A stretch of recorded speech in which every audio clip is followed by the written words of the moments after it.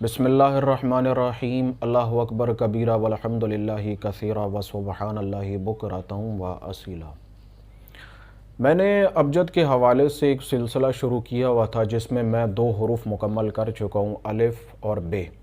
तो अबजद की तरतीब में पहला अलिफ है, दूसरा बे है। तो आज जो मेरा हरूफ है वो हरूफ जीम है, और हरूफ जीम के हवाले से आज हम बात करेंगे। अमल भी आपको बताऊंगा, फ़ायदा भी बताऊंगा, और इसके हवाले से आपको जीम के कुछ फ़ज़ाइल भी बताता हूँ। देखिए, जीम हरूफ ऐसा है, अगर किसी के नाम की इब्तदा जीम से होती है, जैसे जमील एक नाम है या जाबिर एक नाम है, आम नाम, आम इंसानों की नाम बात कर रहा हूँ, तो हर वो इंसान जिसके नाम की इब्तदा जीम से होती है उसके अंदर बहुत बेचैनी पाई जाएगी।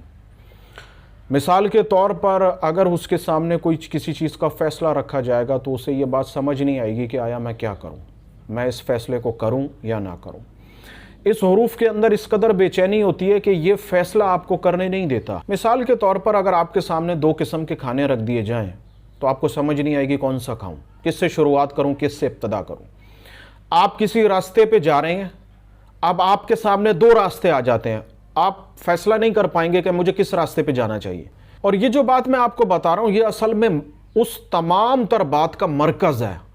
अब वो खाने के हवाले से हो, वो ज़िंदगी के शोबे के हवाले से हो, वो ज़िंदगी के फ़ैसले के हवाले से हो, वो शादी के हवाले से हो, वो कोई जगह ख़रीदने के हवाले से हो, दर हकीकत इसके अंदर क़ुव्वत फ़ैसला नहीं होती।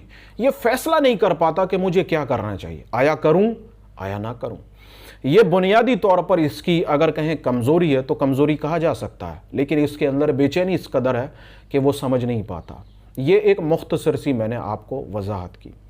तो हरूफ जीम का ताल्लुक़ चाँद की मंजिल सुरैया से है। जंतरी से आप देख लीजिए चाँद मंजिल सुरैया में कब आ रहा है, लेकिन इस बात का ख्याल रखिएगा कि चाँद मंजिल सुरैया में जब भी आए वो इब्तदाई तारीख़ों में आए, यानी कि चाँद की पहली से लेकर 14वीं तारीख़ के दरमियान अगर मंजिल सुरैया आ रही है तो आप उसमें इस अमल को कर सकते हैं। और अगर बिलफ़र्ज़ 14 की बाद 29 या 30 चाँद के दरमियान मंजिल सुरैया आ रही है तो उसमें यह अमल नहीं हो सकेगा। ये इब्तदाई तारीख़ों में आप इसको जंतरी के ज़रिए मालूम कर लें। और अगर बिलफ़र्ज़ आपको परेशानी हो रही है तो आप मुझे कमेंट सेक्शन में लिख दीजिए, मैं आपको बता दूंगा चाँद मंजिल सुरैया में कब आ रहा है, किस वक्त आ रहा है।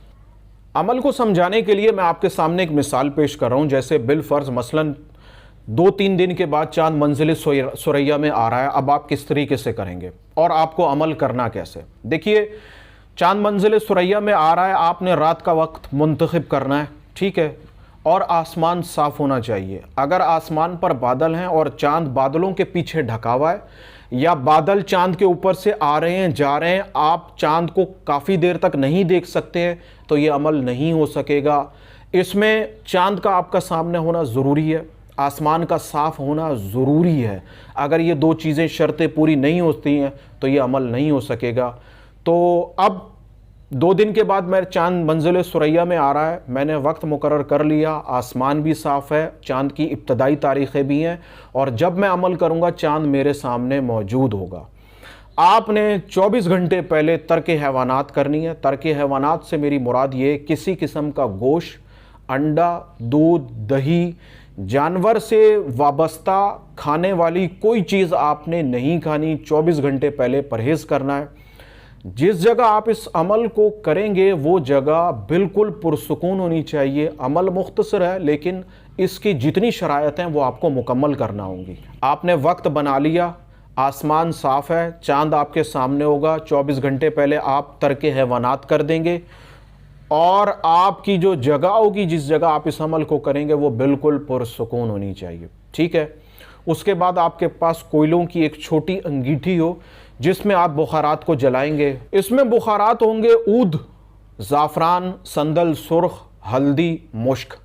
अगर ये सब चीज़ें आपके लिए लेना मुमकिन हो तो सब ले लीजिए, वरना इसमें से जो चीज़ें आपको मिल जाएं वो चीज़ें ले लीजिए। वक्त की इब्तदा, जिस वक्त आपने वक्त मुकर्रर किया है उससे पहले आप कोयलों को दहका लीजिए, तैयार कर लीजिए, अपने करीब रख लीजिए। चाँद का आपके सामने होना ज़रूरी है। اب کیا کریں گے؟ اب آپ چاند پر اپنی نگاہ کو گڑا لیں گے، روک لیں گے. آپ نے بغور چاند کو دیکھنا ہے اور 53 دفعہ اس حرف جیم کو پڑھنا ہے. بہت مختصر سا کام ہے. 53 دفعہ 53 ٹائمز آپ نے اس حرف جیم کو پڑھنا ہے. آنکھیں نہیں جھپکانی، پلکیں نہیں جھپکانی اور نظر کو چاند سے نہیں ہٹانا. بس آپ کا عمل مکمل ہو گیا. اور جب آپ عمل پڑھنے سے پہلے مٹھی بھر کے جو چیزیں میں نے آپ کو گنوائی ہیں، ان تمام بخارات کو آپ انگیٹھی پہ ڈالیں گے تاکہ اس سے دھواں پیدا ہو اور آپ اپنے اس عمل کو کر سکیں. یہ عمل آپ نے کر لیا، یہ عمل مکمل ہو گیا. آپ نے اس طریقے سے چاند کی منزل ثریا میں 3 دفعہ کرنا ہے. کوشش کیجئے تواتر کے ساتھ ہو جائے. ایک دفعہ منزل ثریا آئی، میں نے پھر کر لیا. اگلی دفعہ چاند کی پھر منزل ثریا آئی، میں نے پھر کر لیا. اگلی دفعہ چاند کی پھر منزل ثریا آئی، میں نے پھر کر لیا. اگر بالفرض ایسا نہ کر سکیں تو پھر جب منزل ثریا آئے آپ پھر کر سکتے ہیں، لیکن کوشش یہ کریں کہ تواتر کے ساتھ اس کو مکمل کر لیں. اب آپ نے اس عمل کو کر لیا. اس عمل کا فائدہ کیا ہوگا؟ اس عمل کا فائدہ جو ہے وہ بڑا عجیب فائدہ ہے. ابتدا میں نے آپ کو کہا کہ دیکھیے اس حرف کے اندر اگر کسی بندے کا نام اس حرف سے شروع ہوتا ہو تو اس کے اندر بے چینی ہوگی، وہ قوت فیصلہ سے محروم ہوگا. اب اس عمل کو کرنے کے بعد کیا ہوگا؟ اس کے بالکل الٹ ہو جائے گا. ایسا انسان جو اس عمل کو کر لے گا، اس انسان کے اندر بے تحاشا قوت ارادی پیدا ہو جائے گی، قوت مدافعت پیدا ہو جائے گی. وہ کسی بھی کام کو کرنے کی ہمت اور حوصلہ رکھتا ہوگا. ایسا کام جو عام انسان سوچے کہ میں نہیں کر سکوں گا، یہ ایک مشکل کام ہے، ایک انسان کے بس کی بات نہیں ہے، میں اس معاملے کو نہیں سلجھا سکتا ہوں، یہ انسان کہے گا کہ میں سلجھا سکتا ہوں، میں آپ کو یہ کام کر کے دے سکتا ہوں. اس کے اندر اس قدر ول پاور آ جائے گی کہ وہ دنیا کا بڑے سے بڑا کام کو کرنے کی صلاحیت اس کے اندر پیدا ہو جائے گی. اور پیدا نہیں ہوگی، وہ اس کام کو مکمل کر کے دم لے گا. وہ اس عمل کی خاص برکت اسے حاصل ہو جائے گی. تو حرف جیم کا عمل بہت مختصر ہے لیکن فائدہ بڑا عظیم ہے. اگر آپ ایسے انسان کو کہیں گے کہ تمہیں پہاڑ کی چوٹی پہ چڑھ کر اور وہاں سے چھلانگ لگانی ہے تو وہ اس چیلنج کو قبول کرے گا، پہاڑ کی چوٹی پہ چڑھ کے بھی دکھائے گا اور وہ وہاں سے چھلانگ لگا کر بھی دکھائے گا. یہ میں آپ کو ایک مثال دے رہا ہوں، خدا نہ خواستہ ایسا کرنا نہیں ہے. جس کام کو کرتے ہوئے عام انسان گھبرائے گا، ڈرے گا، وہ نہ گھبرائے گا نہ ڈرے گا. وہ یہ کہے گا کہ میں اس کام کو کر کے دکھاؤں گا. چاہے وہ کام روحانیت سے وابستہ ہو، چاہے وہ کام دنیا سے وابستہ ہو، چاہے وہ کام ظاہر سے وابستہ ہو، چاہے وہ کام باطن سے وابستہ ہو، اس کے اندر ہر کام کو کرنے کی صلاحیت پیدا ہو جائے گی. ایسا معاملہ جس میں آ کر لوگ اپنے آپ کو، اپنی ذات کو چھوڑ دیتے ہیں، ڈپریشن میں چلے جاتے ہیں، وہ زندگی کی جینے کی تمنا کو چھوڑ دیتے ہیں. وہ انسان جس نے یہ عمل کیا ہوگا وہ کہے گا کہ میں خود بھی بچوں گا اور تجھے بھی بچا کر دکھاؤں گا. یہ جتنے بھی موٹیویشنل اسپیکرز ہوتے ہیں یہ موٹیویٹ کرتے ہیں، ان کے اندر انرجی موجود ہوتی ہے، وہ اپنی انرجی ڈائیورٹ کرتے ہیں الفاظوں کے ذریعے اور دوسرا سننے والا اس کی انرجی کو محسوس کرتا ہے اور پھر کہتا ہے کہ نہیں، میرا ارادہ بن گیا، میں یہ کام کروں گا، میرا ارادہ بن گیا ہے کہ میں عبادت کروں گا، میرا ارادہ بن چکا ہے کہ میں آئندہ اس برائی کو نہیں کروں گا. یہ وہی طاقت ہوتی ہے جو انسان کو موٹیویٹ کرتی ہے.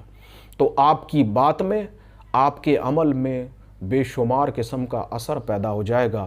بہت زیادہ فائدے بتا کر میں یہ نہیں کہتا کہ تمام مخلوق اب اس عمل پہ لگ جائے. میرا مقصد صرف یہی ہے کہ جو مشاہدہ کرنا چاہتے ہیں وہ ایک دفعہ مشاہدہ کر کے تو دیکھیں علم حروف کے اندر اللہ تعالیٰ نے کیا کچھ پوشیدہ رکھا ہے. اللہ تعالیٰ کی بارگاہ میں بڑی عاجزانہ دعا ہے، اللہ تعالیٰ ہمیں اس حروف کا فیض عطا فرمائے. پوری ابجد قمری اللہ تعالیٰ کے معجزوں میں سے ایک معجزہ ہے. اللہ تعالیٰ آپ کا حامی و ناصر ہو. آمین ثم آمین.